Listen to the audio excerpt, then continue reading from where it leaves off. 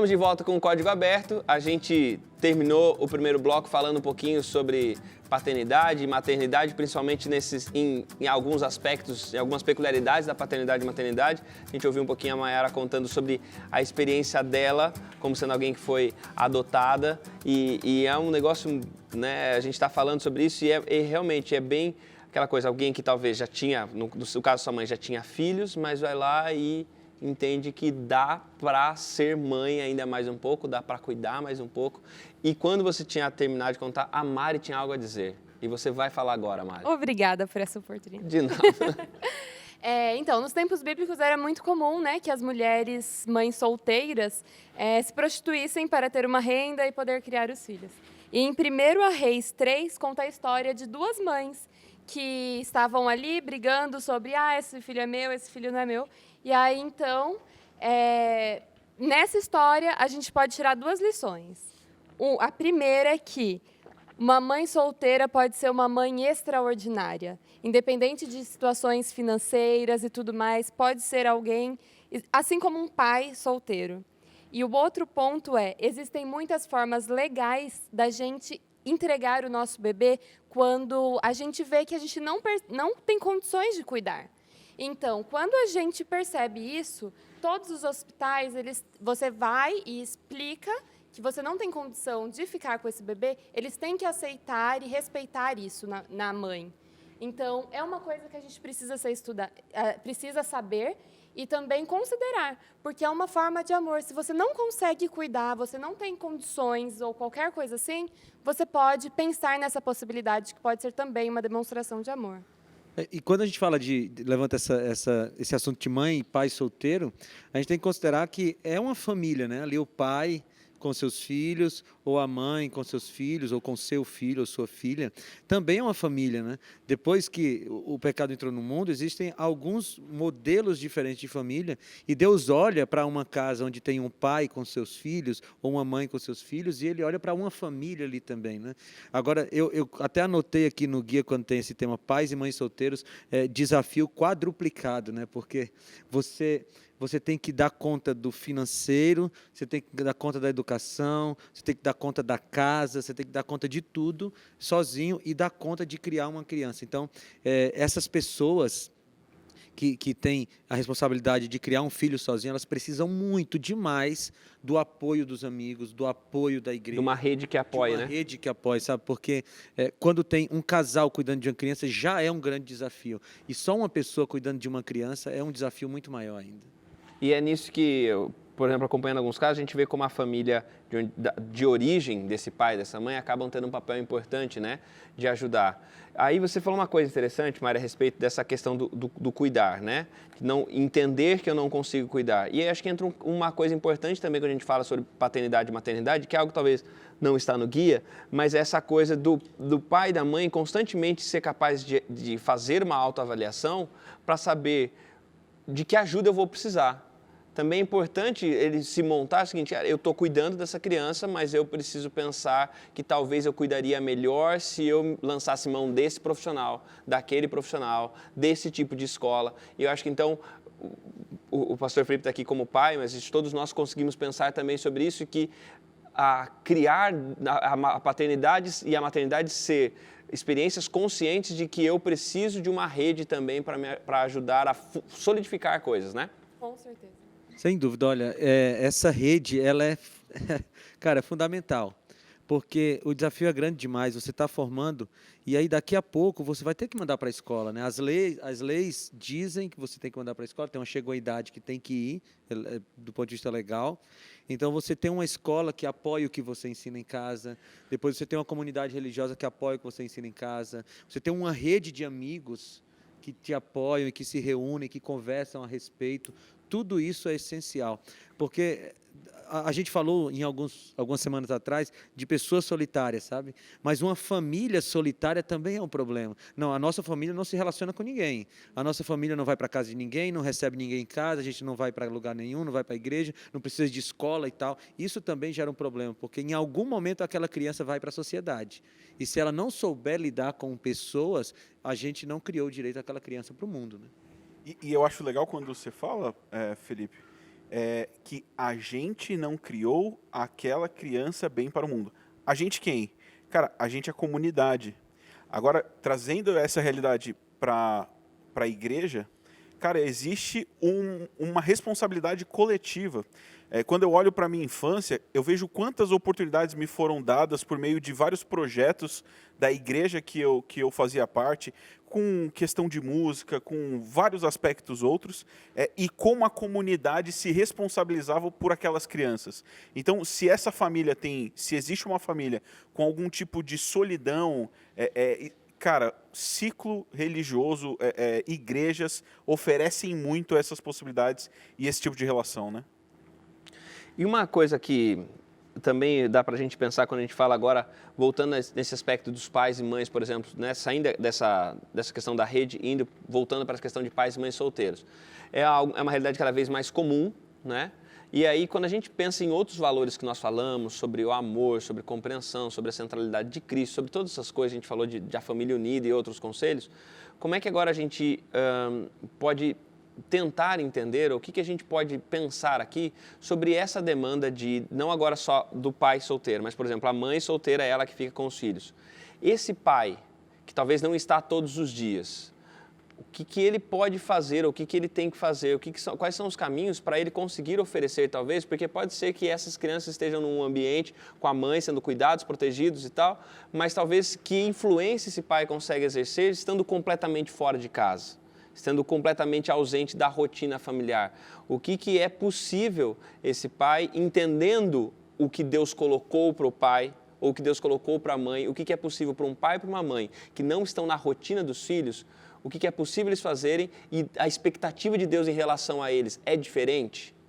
Então, essa é uma pergunta, assim, difícil de responder com exatidão, né? Porque, às vezes, esse pai e essa mãe estão longe um do outro porque eles não conseguem conviver, né? Eles estão brigados, ou então a gravidez foi um negócio não planejado e eles não querem se encontrar.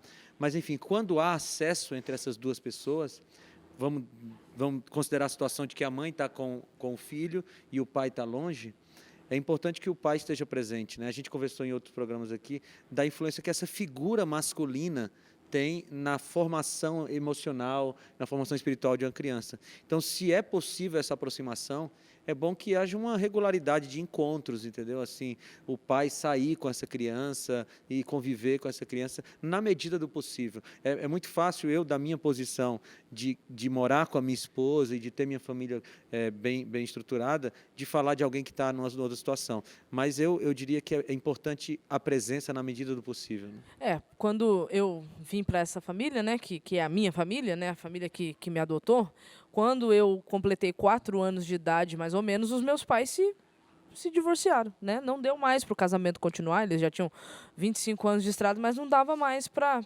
dar continuidade no relacionamento. Então, assim, o meu pai, ele se fez presente o máximo que ele pôde, né? Então, ele constantemente visitava, ele constantemente levava para passear, ele constantemente supria, né, qualquer necessidade que eu tivesse. E uma coisa que a minha mãe jamais fez, por mais mágoa que ela pudesse ter dele, ela nunca ficou falando mal dele para mim. Cara, isso é uma coisa interessante. Por mais que ela tivesse, né, que eles tivessem, né, os problemas que eles tiveram, enfim, ela nunca falou mal dele para mim. Então, eu acho assim que para casais que estão separados, né, que estão divorciados e que têm filhos, eu sei que o relacionamento acabou, né? Eu entendo, né? Mas os filhos são os filhos.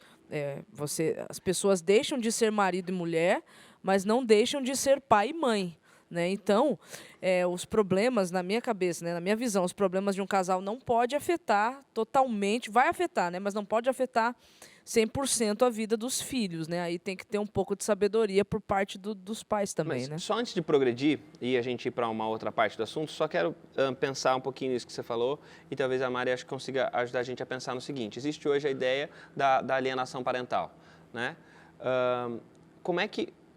Mas em alguns casos, por exemplo, pode ser que a mãe, por exemplo, tenha os filhos ali morando com ela e o pai seja uma figura cuja presença não seja realmente edificante, digamos que seja isso. Ela alimenta como é que ela vai conseguir? Porque, por exemplo, se ela talvez não fale, não é que falar mal, mas como é que ela faz para não alimentar um ideal que não existe, construir uma figura paterna que não existe, mas ao mesmo tempo não criar entre esse filho e esse pai uma tensão também que talvez não seja para aquele momento que o filho tem que descobrir sozinho. Tem um meio do caminho?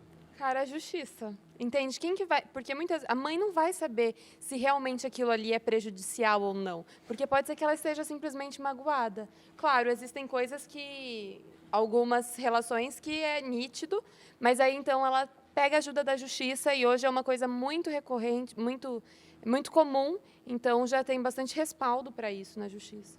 Tá.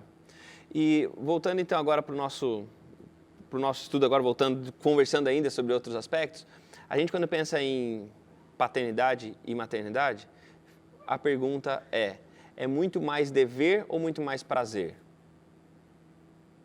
Vocês olharam para mim? Porque aí quem tem filhos que... Eu vou dizer para vocês que na minha cabeça é muito, muito, muito mais prazer. Tanto que vocês mencionaram ali as noites não dormidas. Cara, eu nem lembrei disso na hora de responder. Porque é um prazer gigantesco. Que era a Flor que acordava. A gente revezava e tal, mas eu sempre tentava deixar ela dormir um pouco mais, porque o dia é pesado de uma mãe, né? Com a criancinha é muito pesado. Então, é muito prazer. Especialmente, pessoal, quando a gente começa a ver os resultados da educação, né? Eu sou muito suspeito de falar do meu filho, porque eu nunca vou falar mal dele aqui, né? Mas, cara, quando eu vejo, a gente está assim numa reunião de família, tem os amigos em casa, chegou a hora do almoço e a gente assim, vamos orar. E o meu filho toma a frente para orar, e ele começa a orar na frente de todo mundo, com um monte de gente que ele desconhece. Cara, isso dá um prazer tremendo de que você está no caminho, né? No caminho certo da educação. Então, é muito prazer. Eu digo para vocês, é prazer demais, demais. Eu queria abrir um novo espaço aqui nesses temas que a gente está abordando, e eu acho que é legal a gente falar sobre isso para ater a atenção dos pais nesse ponto. Recentemente, para desenvolver um negócio voltado para entretenimento infantil, eu desenvolvi consultei várias pesquisas feitas para este público, como também vi outros artigos científicos sobre. Hoje é muito comum os pais darem ao filho um excesso de entretenimento digital para que ele seja acalmado, para que ele consiga fazer algumas atividades corriqueiras que ele não consegue sempre. É a chupeta moderna. Exato. E aí eu estava exatamente produzindo um conteúdo parecido com esse, para essa idade, a primeira infância, até 2 anos. E aí isso gera vários problemas, os artigos científicos mostram isso muito forte, de ele ter uma dependência do artifício digital, dele começar a consumir conteúdos que ainda não são próprios para a sua idade, e acaba, naturalmente, tirando o pai dessa responsabilidade de passar tempo, de dar atenção, de terceirizar o conteúdo que é passado. Existe um mercado muito forte para isso hoje. Isso é uma oportunidade, porque marcas que se apresentam à criança possivelmente vão fidelizá-la antes mesmo do tempo, né? São potenciais clientes para o futuro. Então, essa atenção para o conteúdo consumido precisa ser da nossa atenção. Cara, eu vou dizer para você, a tentação de você colocar um celular, um tablet, sei lá o que seja, na mão da criança e fazer suas coisas, cara, a tentação é gigantesca, eu vou dizer para você, porque é fácil. Porque a tela, os vídeos, eles são feitos para prender a atenção. Então, você solta na mão da criança, ela fica hipnotiza. Horas. Cara, fica horas e você faz o que você quiser. Mas eu falo tentação porque realmente você não pode. Você citou os artigos científicos aí, a Mari pode falar mais sobre isso. Há muitos prejuízos se a gente deixa a criança muito tempo. Então, a gente tem como pai se policiar, para a gente não terceirizar a nossa educação para o YouTube, entendeu? E é interessante pensar nisso, porque é um fenômeno que está muito presente, é muito fácil, está muito à mão, que nem você falou, né, que é uma tentação muito grande, mas e às vezes é até um conteúdo bom, Isso. O conteúdo é legítimo, mas às vezes o momento, o caminho... A intenção também de dar ele acesso ao digital, de estar modernizado. Aí, Fisiologicamente mesmo, sabe? Será que o olho já está preparado, a retina e tudo mais, para tanta luz tão perto? E tem estudos, né, que relacionam isso, né, que antes dos 2 anos, a criança vendo isso, ela diminui a área de foco dela, isso pode, em algum momento, desenvolver em hiperatividade, alguma coisa assim, porque ela tem dificuldade depois de manter múltiplos lugares de foco, né? Quando abre, ela fica com muito tempo de atenção restrita, e aí quando abre o campo de visão, ela tem dificuldade de ter multifocos, né? posso falar ainda? Dá Pode. tempo ainda? Dá tempo. Não, eu estou tranquilo, estou Tá bom, encostado aqui. obrigado. Falando sobre essa questão de ensinar, aí eu quero citar o texto de Deuteronômio capítulo 6, que para mim é uma aula de como você deve andar e ensinar para o seu filho, né? Deuteronômio capítulo 6, a partir do versículo 4, eu vou ler até o 9, é um trecho pequeno, diz assim: Ouça, ó Israel, o Senhor, o nosso Deus, é o único Senhor. Ame o Senhor, o seu Deus, de todo o seu coração, de toda a sua alma, de todas as suas forças. Que todas essas palavras que hoje lhe ordeno estejam em seu coração. Aí ela passa para o segundo trecho. O primeiro é assim: você precisa amar primeiro a Deus. Depois que você amar a Deus de todo o seu coração, aí você passa a fazer um segundo período, um segundo passo. Ensine com persistência a seus filhos. Converse sobre elas quando estiver sentado em casa, quando estiver andando pelo caminho, quando se deitar, quando se levantar. Amarre-as como um sinal nos braços e prenda-as na testa. Escreva-as nos batentes das portas da sua casa e em seus portões.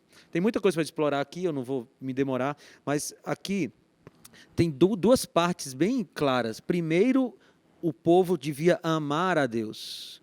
Os pais deviam amar a Deus de todo o coração. Quando eles estivessem amando a Deus de todo o coração, eles ensinariam isso aos filhos.